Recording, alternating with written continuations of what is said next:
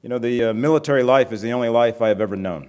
My father served 32 years in the military as an enlisted man. He was drafted in the Second World War, fought in Korea, and served 3 tours in Vietnam.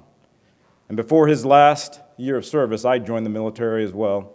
And as you heard the President mention, had a long service. In fact, it was 32 years, 5 months, and 3 days.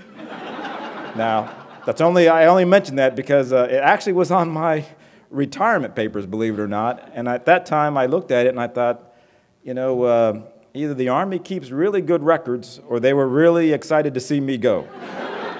And, you know, from my perspective, neither option is really a good one to swallow.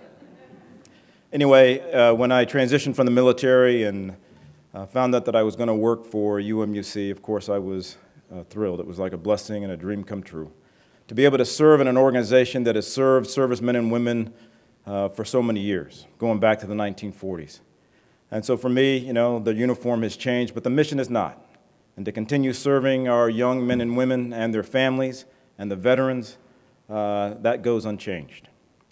You know, of all the monuments in our nation's capital, and there are many grand ones there, my favorite one happens to be the Lincoln Memorial.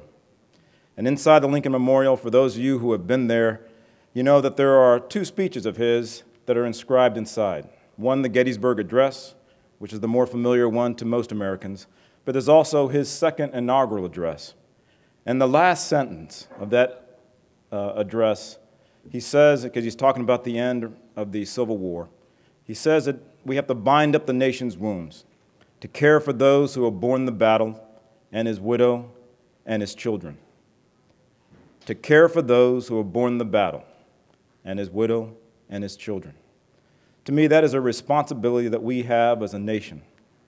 And no higher institution of learning does it better than UMUC. It goes back through the generations. And so this Veterans Lounge that we'll be opening up is just one more tile in the mosaic of UMUC in its service to veterans.